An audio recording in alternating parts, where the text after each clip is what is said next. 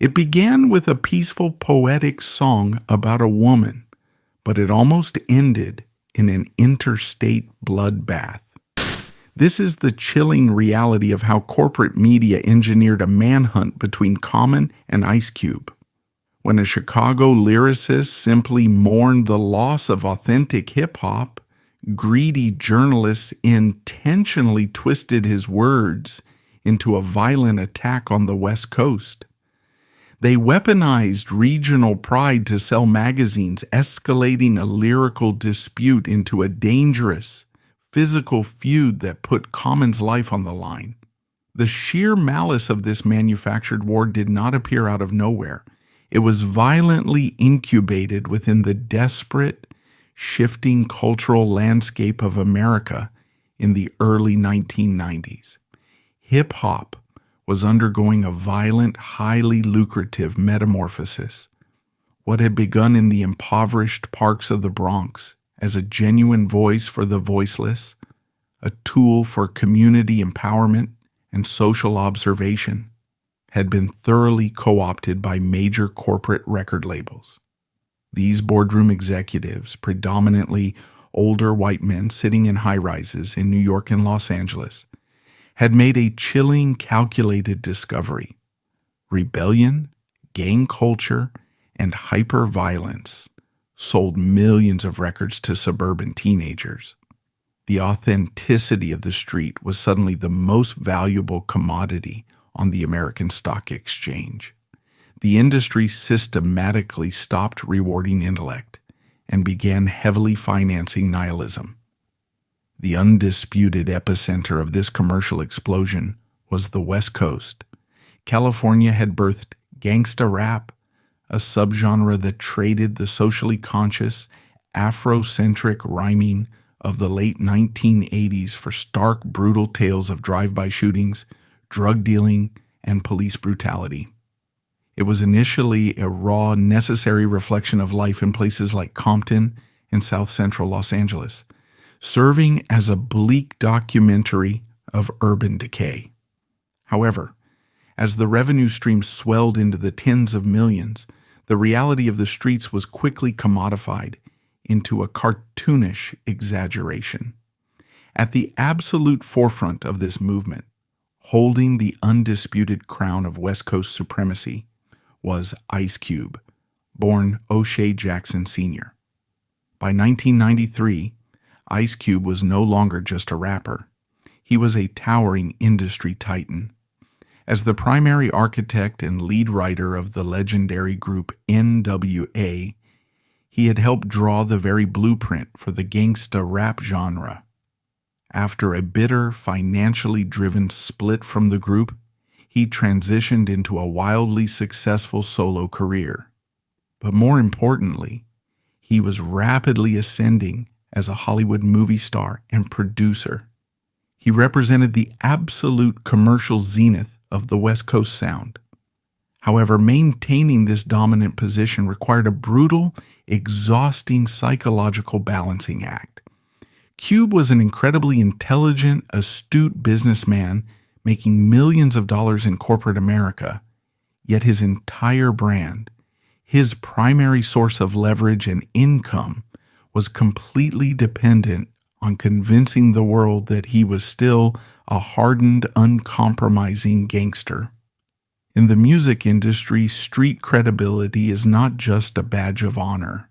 It is the fundamental currency that secures your contract. The pressure to maintain this menacing facade while living in an insulated, gated mansion creates a profound paranoid insecurity. You are terrified of being exposed as a fraud. Consequently, you must aggressively overreact to any perceived slight against your toughness to assure your audience that the Hollywood money has not made you soft. Ice Cube was trapped in a golden cage of his own design, forced to fiercely guard a violent persona that he was actively outgrowing in his private life. 1,000 miles away, in the bitter cold of Chicago, a completely different reality was playing out. Chicago was a massive working-class city, yet it was largely ignored by the coastal elites who controlled the music industry's capital. It had no major record labels, no entrenched hip-hop infrastructure, and no direct pipeline to MTV. It was an outsider city. In this geographic isolation, a burgeoning underground scene developed, one that remained fiercely dedicated to the original essence of the culture: lyricism, social observation, and jazz-inflected beats. This was the territory of conscious hip-hop. Its rising star was a young man named Lonnie Rashid Lynn, performing under the moniker Common Sense. Common was not a gangster, and he never pretended to be one. He was an articulate, deeply observant poet raised by an educator mother. He viewed hip-hop not as a vehicle for corporate wealth or physical intimidation, but as a sacred, almost spiritual art form. Throughout the early 1990s, Common watched with growing horror and grief as the music he loved was hijacked. He watched the executives systematically prioritize artists who promoted black-on-black violence and self-destruction over those who promoted uplift and intellect. The trauma Common experienced was not the physical trauma of the gun. It was the deep psychological trauma of watching something beautiful and pure get prostituted by a corporate system that fundamentally despised the very people creating the art. He felt as though a beloved family member was being exploited right in front of him, and the world was cheering it on. In 1994, this profound grief culminated in the recording of his sophomore album, Resurrection. Common walked into the studio and penned a track titled I Used to Love H.E.R. It stands today as one of the most brilliant, perfectly executed conceptual pieces of writing in modern music history. On the surface, the song is a melancholic, nostalgic story about a childhood sweetheart. Common raps with deep affection about meeting a girl when they were young and innocent.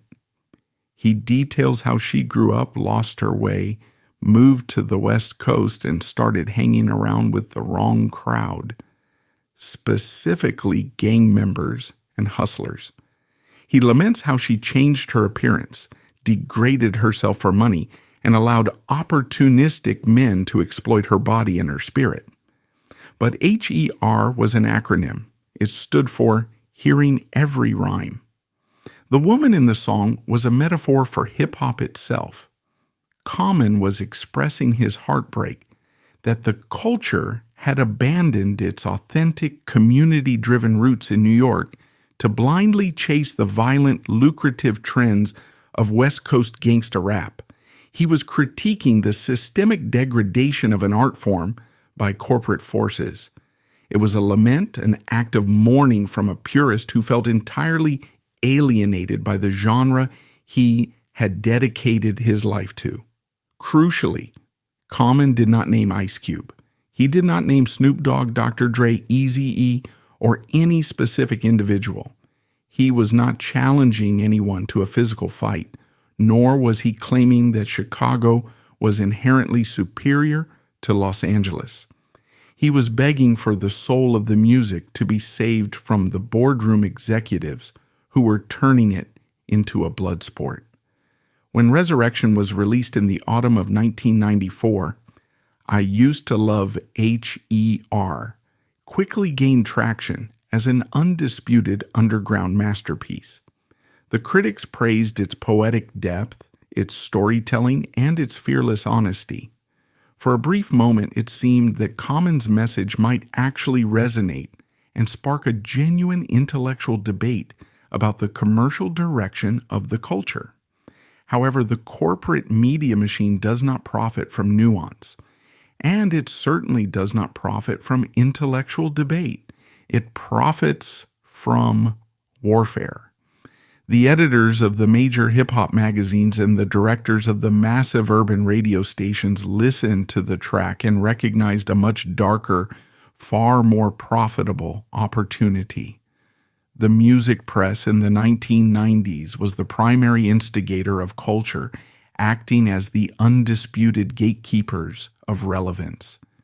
They knew that an ideological difference, a conscious rapper critiquing commercialism, was too intellectual and dry to move millions of magazine units on the newsstands. But a geographic turf war, an East versus West or Midwest versus West Coast rivalry, that was a gold mine.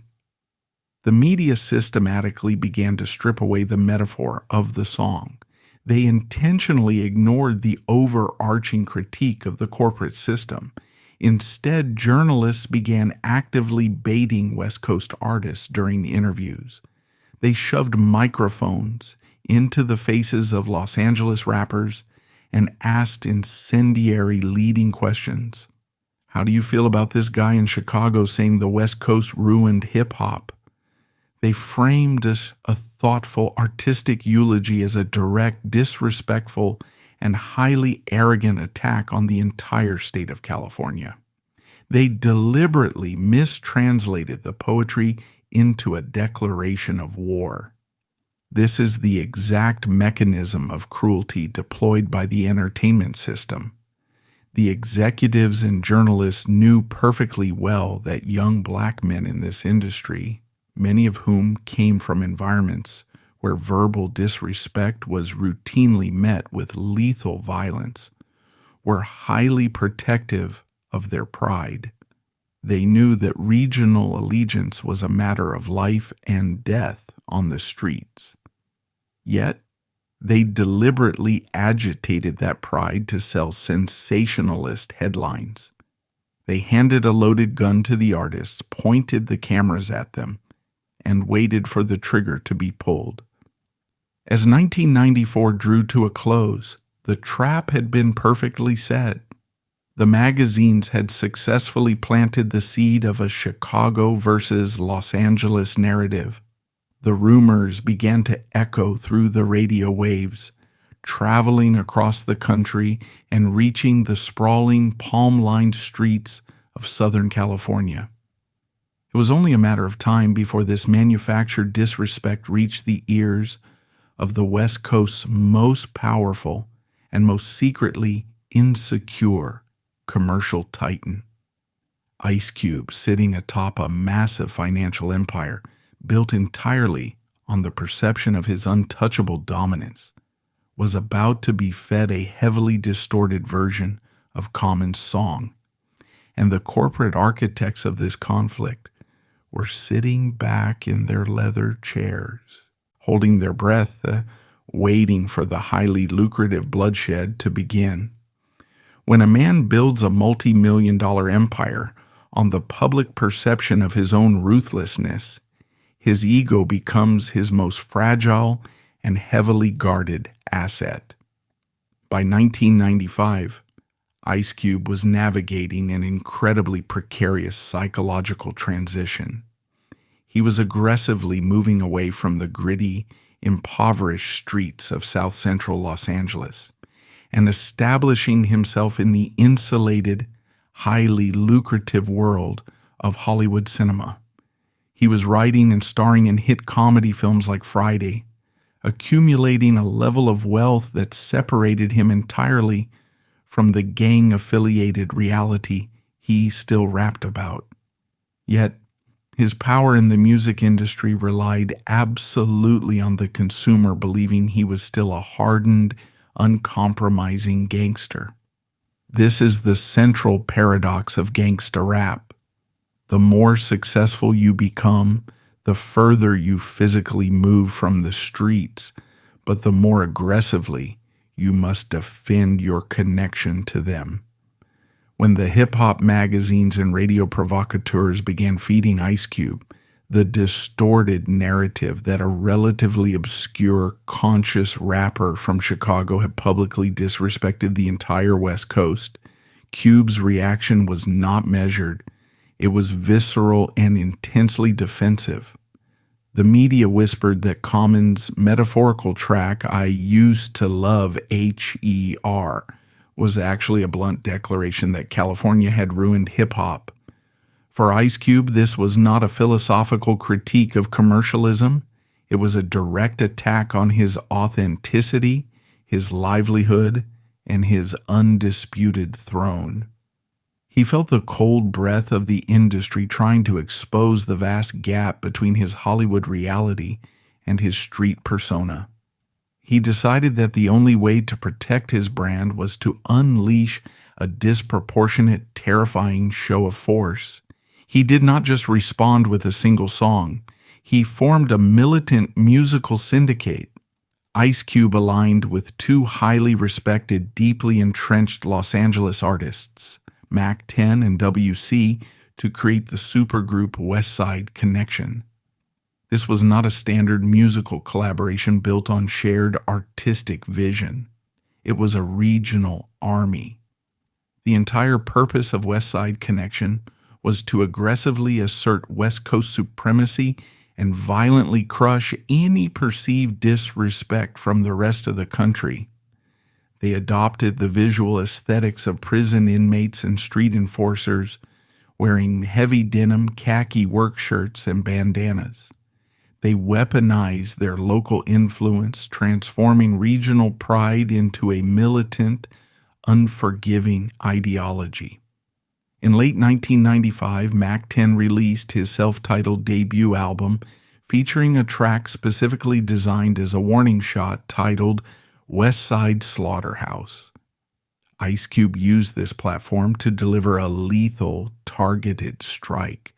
He completely abandoned the complex poetry and metaphor that Common had utilized. Cube opted for blunt force trauma. In his verse, he explicitly referenced Common's song, sneering, used to love her, mad 'cause we fed her.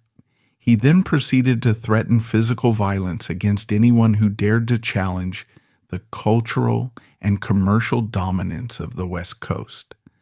The media executives had gotten exactly what they engineered.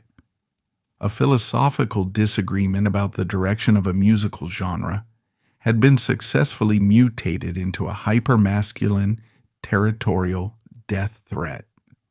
At this precise moment, the systemic cruelty of the American entertainment complex locked its jaws around Common. He was a poet. He was a dedicated artist who had actively rejected the violent posturing of gangsta rap to focus on intellectual uplift. But the unwritten, unbreakable laws of the hip-hop industry dictate a barbaric gladiator code. If you are publicly threatened by a rival and you do not retaliate, you are finished.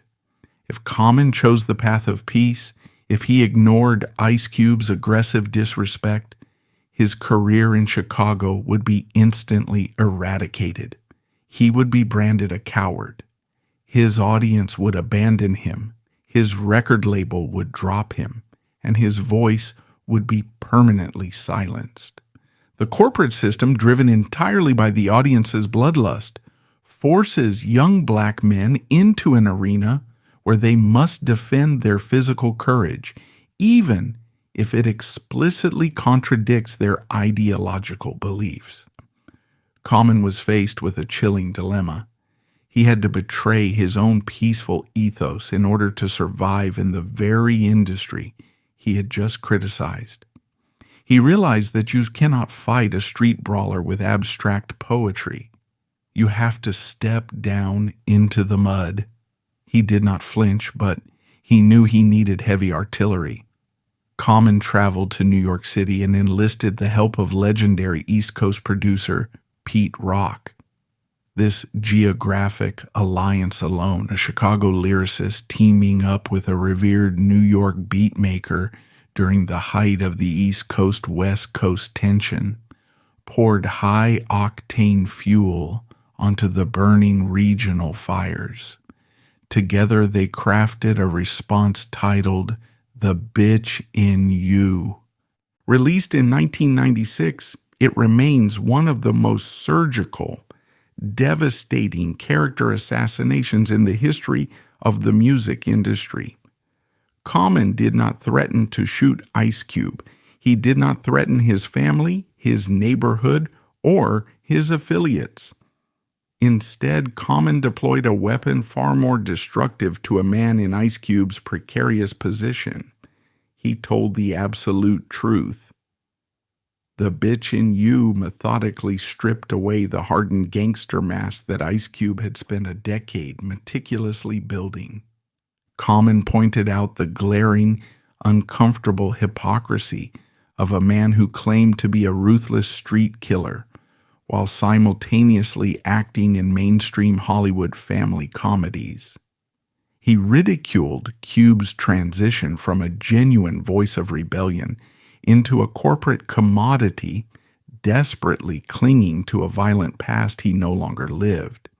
He mocked Cube for borrowing lyrics, shifting his religious allegiances for convenience, and playing the role of a tough guy for the cameras. Common delivered the final fatal blow with the line, "A bitch is a bitch, but you's a bitch in a movie." The humiliation was absolute and inescapable. Common had taken the biggest, most intimidating figure on the West Coast and publicly exposed the commercial machinery operating behind his image. He did not attack Ice Cube the man. He attacked Ice Cube the product.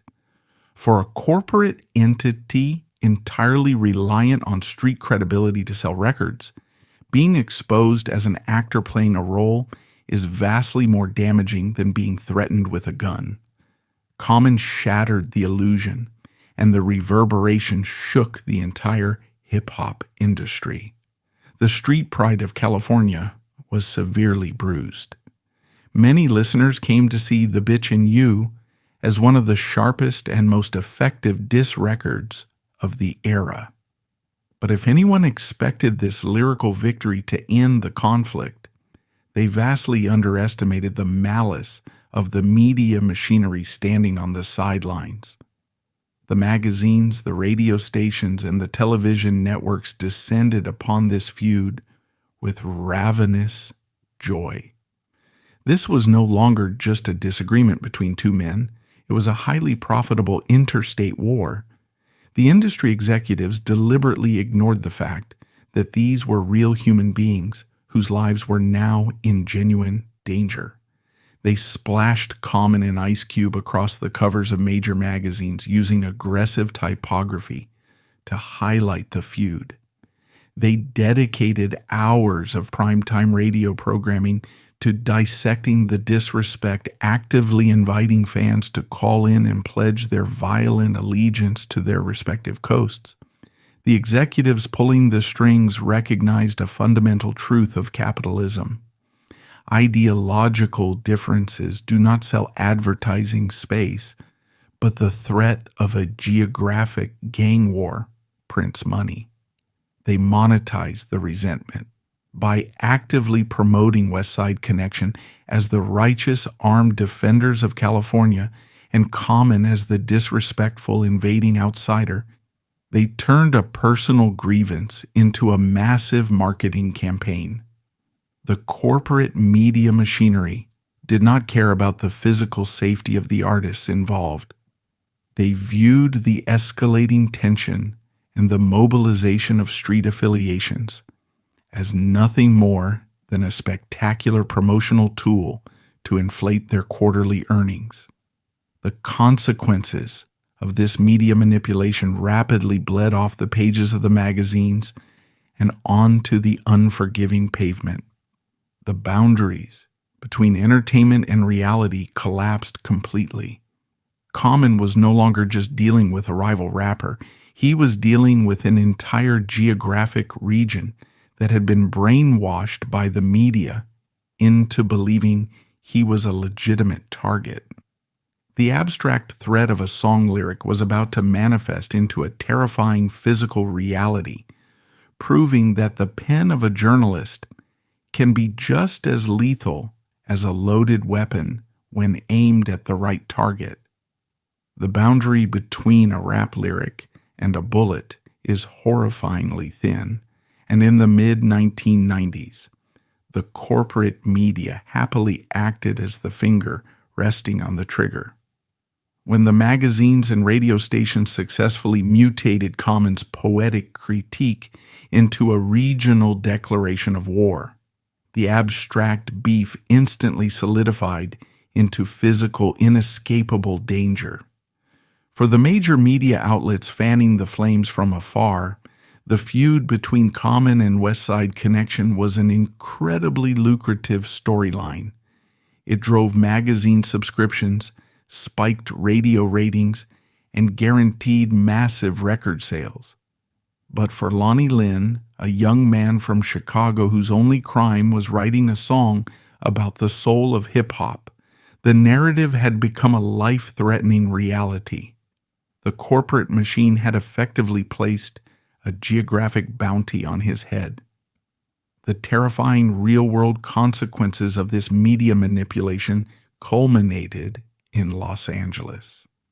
In 1996, Common was booked to shoot a national television commercial for Sprite. It was a massive corporate opportunity, a clear sign that his lyrical genius was finally breaking through the underground and into the mainstream American consciousness. But to shoot the commercial, he had to travel directly into the heart of the territory that had been systemically brainwashed to hate him. He had to fly to California. This was not a matter of dealing with a few angry fans or hecklers. The streets of Los Angeles had been weaponized by relentless radio propaganda. Local DJs had whipped the city into a state of hyper-defensive territorialism, repeating the lie daily that Common was an active enemy of the West Coast. When Common arrived in Los Angeles, the theoretical threats orchestrated by the magazines materialized with chilling speed. By the mid-1990s, the feud had escalated enough that Common reportedly felt unsafe in Los Angeles and treated the situation as a serious physical threat. He was intimidated by men who were not playing characters in a movie. They were deeply entrenched in the lethal gang culture that Ice Cube was using as his personal marketing arm. Imagine the profound psychological terror of this situation. You are a writer, an intellectual, a man who has actively spoken out against black-on-black violence. You have been hired by a multinational corporation to sell soda, but you cannot walk out of your hotel lobby without looking over your shoulder because a radio station told a local gang that you are their enemy. You are trapped in a major American city thousands of miles from your home, being hunted over a metaphor. This is the profound trauma inflicted by the hip-hop industry. The system demands complete, unfiltered authenticity from its artists. But when that engineered authenticity leads to real-world violence, the corporate system claims absolutely no responsibility. They wash their hands of the blood while depositing the checks. We cannot view this incident in a vacuum. The systemic cruelty of this conflict is magnified 1,000 times when we remember exactly what else was happening in 1996. The American music industry was already presiding over a catastrophic, media-fueled bloodbath. The East Coast versus West Coast war, featuring Tupac Shakur and the notorious B.I.G., was rapidly accelerating towards its fatal climax. The primary hip-hop magazines, specifically The Source and Vibe, were printing covers that actively pitted New York against Los Angeles, tallying the disrespect, the physical altercations, and the threats like a morbid sports score. The executives knew exactly how dangerous this game was. They were fully aware that mixing authentic gang affiliations with bruised egos, public humiliation, and millions of dollars would inevitably lead to gunfire. Yet, instead of de-escalating the environment, they eagerly stoked the fire between Chicago and the West Coast. They were actively trying to open a second front in a war that was already destined to end in the morgue. They were entirely willing to sacrifice Common and Ice Cube to the exact same corporate meat grinder that would soon consume Tupac and Biggie. In this grim equation, Ice Cube's complicity is both tragic and deeply cynical. Ice Cube was one of the most intelligent, fiercely independent businessmen in the history of the genre. He knew exactly how the corporate system exploited young black men.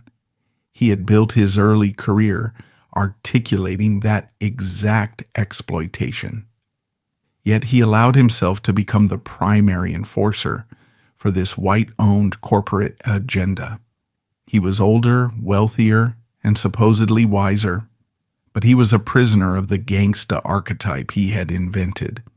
To back down from Common to admit that a poetic critique was not worth a human life would shatter the violent illusion that funded his Hollywood lifestyle. Cube felt he had to endorse the intimidation. His public response helped intensify a climate in which threats against Common became more plausible and more dangerous. This exposes the dark central irony of gangsta rap. The artists fundamentally believe they are rebelling against a systemic structure, but they are actually enforcing its most barbaric rules. They police each other with violence, they enforce the geographic borders, and they silence the dissenting voices, all so the executives do not have to lift a finger.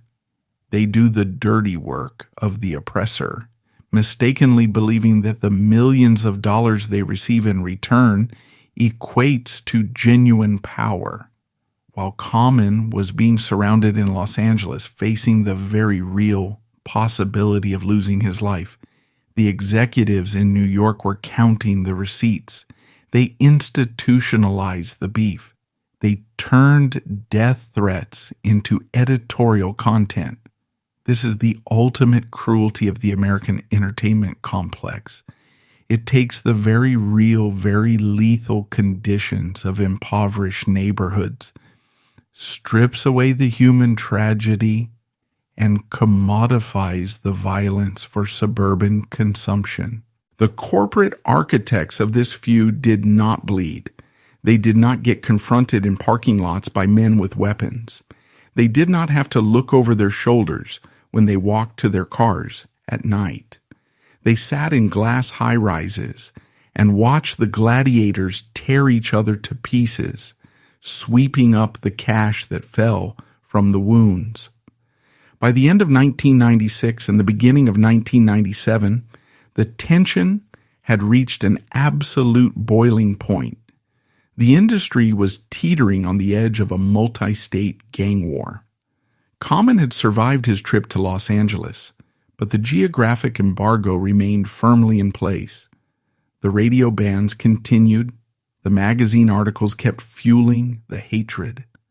The situation had escalated far beyond the control of the artists, their managers, or the record labels. It had become a runaway train of manufactured violence. The music industry had proven it was entirely incapable of policing itself. If someone did not intervene, and intervene with a level of authority that superseded the corporate media, Lonnie Lynn and O'Shea Jackson were going to become the next two casualties on the evening news. The situation required a power that the record executives could not buy and a respect that the magazines could not manipulate. The American music industry had proven beyond a shadow of a doubt that it was entirely incapable of policing itself. By the dawn of 1997, the corporate machinery had successfully engineered a culture of death, and the manufactured coastal war had reached its catastrophic, inevitable conclusion. In September 1996, Tupac Shakur was gunned down in Las Vegas. Just 6 months later, in March 1997, the notorious B.I.G. was murdered in Los Angeles. The two biggest, most lucrative stars in hip-hop had been slaughtered. Their murders were the direct, undeniable result of sensationalist magazine covers, instigating radio hosts and record executives who had profited immensely from their escalating paranoia. You would logically assume that two high-profile assassinations would force the industry to pause, reflect, and dismantle its machinery of regional hatred. You would be entirely wrong. The corporate entertainment system does not possess a conscience. It only possesses a bottom line. When the blood was washed from the streets of Los Angeles and Las Vegas, the magazines and radio stations simply looked for the next profitable conflict to fill the vacuum. The manufactured war between Common and Ice Cube's West Side connection was perfectly positioned to be the next main event. The embargo against Common in Los Angeles was holding strong. The death threats were still active. The machinery was gleefully pushing a Chicago poet and a Hollywood gangsta rapper down the exact same fatal trajectory. If left to the devices of the record labels, Lonnie Lynn and O'Shea Jackson were destined for the morgue.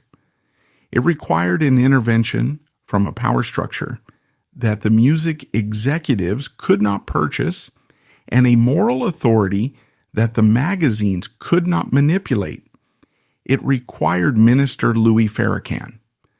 As the leader of the Nation of Islam, Farrakhan occupied a unique, unimpeachable space within the African American community in the 1990s.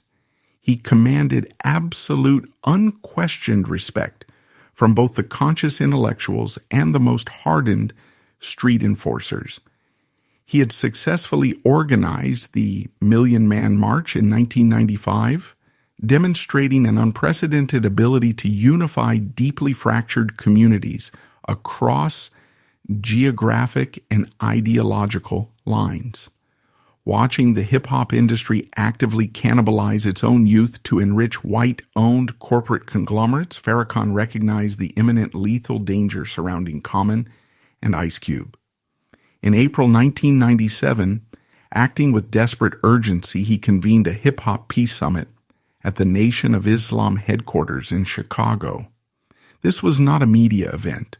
There were no television cameras allowed inside the building.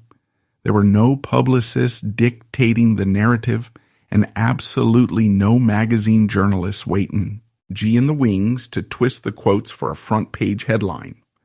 Farrakhan summoned Common, Ice Cube, Snoop Dogg, Mac 10, WC, and several other prominent figures into a private, highly secured room. He systematically stripped away the entourages, the armed bodyguards, and the fragile, hyper-masculine egos that the industry demanded they project. He sat these men down and forced them to look at each other, not as coastal rivals, but as survivors of a deeply predatory system. The psychological deconstruction that took place in that room is the defining crux of this entire tragedy. Farrakhan did not just ask them to stop arguing. He laid bare the cold, mechanical reality of their exploitation. He acted as an unforgiving mirror. He explained to Ice Cube and Common that they were functioning as highly paid pawns.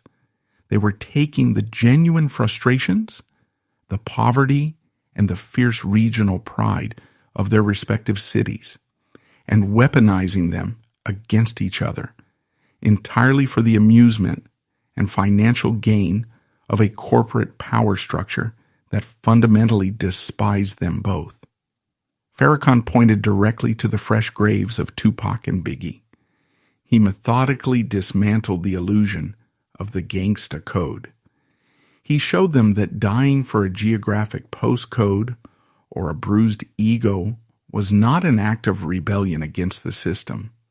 It was the ultimate act of submission. When young black men murder each other over rap lyrics, the oppressor does not have to lift a single finger. The magazines sell more copies, the record labels sell millions of posthumous albums, and the artists are left rotting in the dirt. Farrakhan forced Ice Cube to reconcile the horrifying fact that he was willing to order a hit on a fellow artist over a lyrical critique, whilst corporate executives were stealing the majority of their wealth legally in the boardrooms. He challenged Common to see that participating in the gladiator arena, even to defend his lyrical honor, only fed the beast that was destroying the art form he loved. Faced with the stark, unvarnished reality of their own manipulation, the bravado finally collapsed. The corporate spell was broken. In that room, stripped of the audience and the financial incentives to hate one another, the humanity of the situation took precedence. Common, the lyrical purist from Chicago, and Ice Cube, the commercial titan from Los Angeles, agreed to an immediate unconditional truce. They embraced. They pledged to cease all hostilities, to officially lift the territorial embargoes, and to publicly bury the feud. The peace summit had worked. It had successfully derailed the media's runaway train and prevented a third senseless assassination in the hip-hop community. A catastrophic interstate war had been averted by a single conversation grounded in truth rather than profit. However, survival is not the same thing as a victory. When Common and Ice Cube walked out of that headquarters in Chicago, they were alive, but the battle had left permanent, disfiguring scars on both of their psychological profiles and their legacies. The hardest part of the ordeal was not making peace with the enemy. It was returning to an industry that had shown far more interest in conflict than in the peace that finally ended it. The men had survived, but they were about to face the chilling reality of what happens when you deny a bloodthirsty system its main event. The handshake that took place inside the Nation of Islam headquarters did not echo through the halls of the corporate media. It was met with a deafening, resentful silence. When Minister Louis Farrakhan successfully brokered the peace treaty between Common and Ice Cube in April 1997, he achieved a monumental victory for the preservation of human life. However, he had simultaneously committed a cardinal sin against the American entertainment economy. He made the storyline unprofitable. To fully grasp the sheer, unadulterated cynicism of the music industry, one must observe how it reacts not to war, but to peace. For over 2 years, magazines, radio stations, and record executives had relentlessly stoked the geographic hatred between Chicago and the West Coast. They had printed sensationalist covers, broadcasted thinly veiled death threats, and watched with greedy anticipation as armed street gangs mobilized over a poetic critique. They had every commercial incentive to keep the conflict alive, even after the culture had already seen where that kind of escalation could lead. When the news broke that Common and Ice Cube had embraced and called off the war, the corporate response was chillingly muted.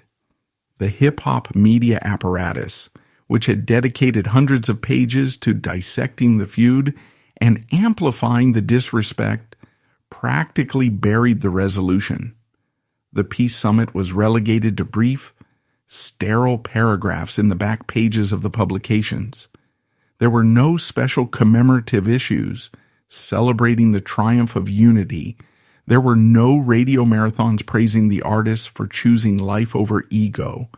The industry's reaction was visibly muted because a feud that ends in a handshake does not generate the explosive, sensationalist sales that tragedy historically produced.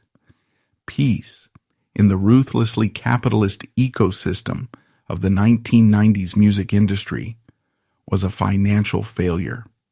This systemic suppression of the peace narrative inflicted a new complex layer of psychological trauma on the artists involved. Lonnie Lynn had survived the gauntlet.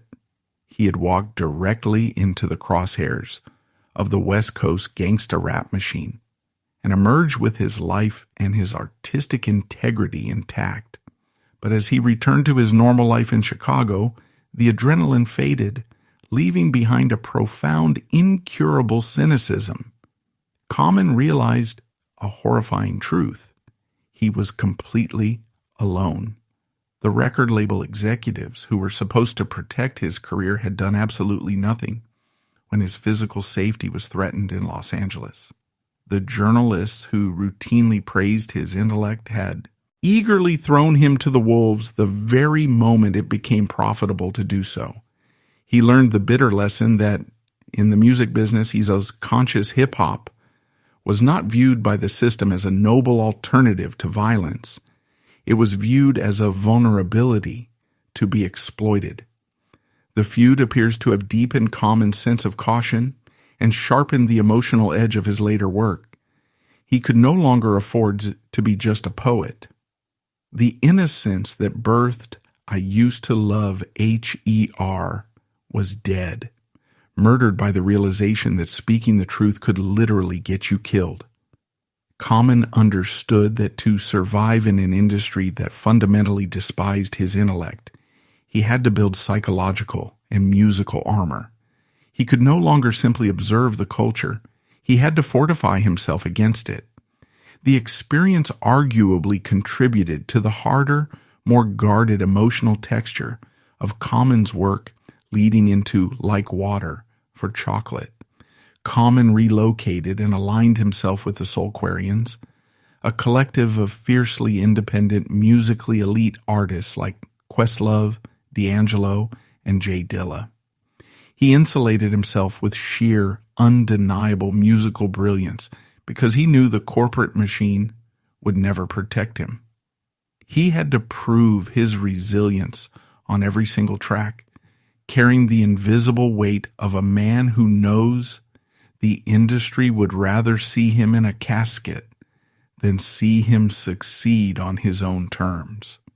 His subsequent evolution into an Academy Award-winning actor and mainstream cultural ambassador was not just a career progression. It was a survival strategy built on outgrowing the toxic parameters of the rap industry. On the other side of the country, O'Shea Jackson was fighting a completely different, yet equally desperate psychological battle. Ice Cube had returned to Los Angeles with his physical empire intact, but the ideological foundation of his career had sustained catastrophic structural damage. Farrakhan's intervention had forced Cube to look in the mirror and confront a deeply uncomfortable reality. He had to acknowledge that he, a man who prided himself on his militant independence and business acumen, had allowed himself to be manipulated into acting as an unpaid hitman for white-owned media conglomerates. He had almost ordered the destruction of a fellow black artist over a bruised ego, playing perfectly into the hands of the executives who profited from their division. Furthermore, the lyrical surgical strike of "the bitch in you" had permanently altered the public's perception of him. Common had dragged Ice Cube's Hollywood reality into the unforgiving light of day. The illusion of the untouchable, terrifying gangsta was shattered.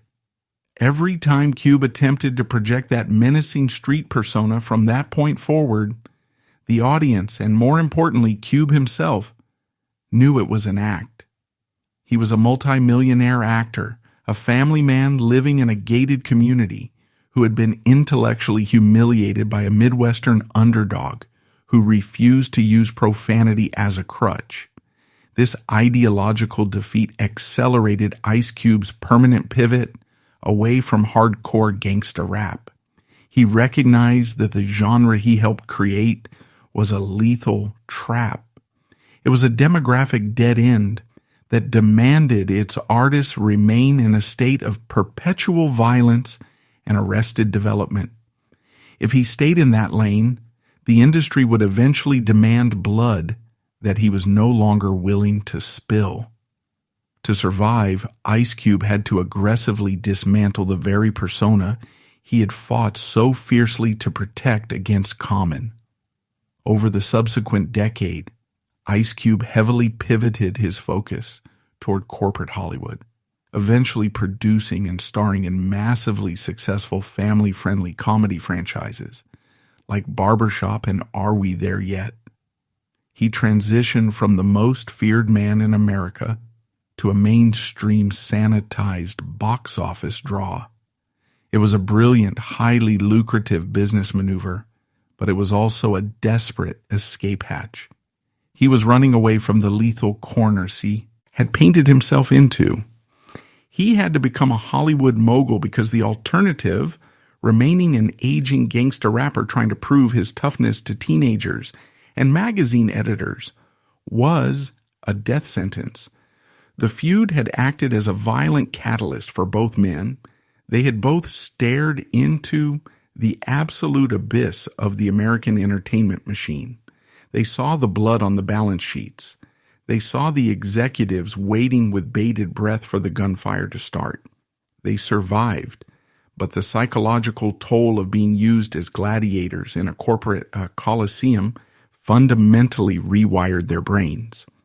They realized that the only way to truly win the game was to stop playing by the industry's rules and build fortresses of their own. Common and Ice Cube managed to escape the meat grinder, but the cultural damage inflicted during those 3 years could not be undone by a single handshake.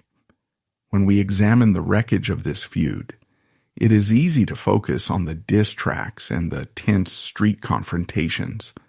But the true villains of this story never recorded a song, nor did they stand on a street corner in Los Angeles. The true villains were the magazine editors who twisted a metaphor into a death threat, the radio programmers who incited regional hatred for ratings, and the record executives who watched two men inch toward a fatal shootout and did nothing, knowing that violence is the ultimate, most cost-effective marketing tool. The story of Common and Ice Cube is a chilling historical testament to the lethal power of the media. It exposes the ultimate tragic contradiction of the American entertainment industry. We are taught that music is an expression of freedom, a vital voice for the marginalized. But when that voice becomes profitable, the system will immediately seek to control it, manipulate it, and weaponize it. The industry took the very real, very lethal conditions of the American inner city, stripped away the human tragedy, and commodified the violence for suburban consump tie-in. The executives gathered their advertising revenue, counted their increased sales, and simply walked away.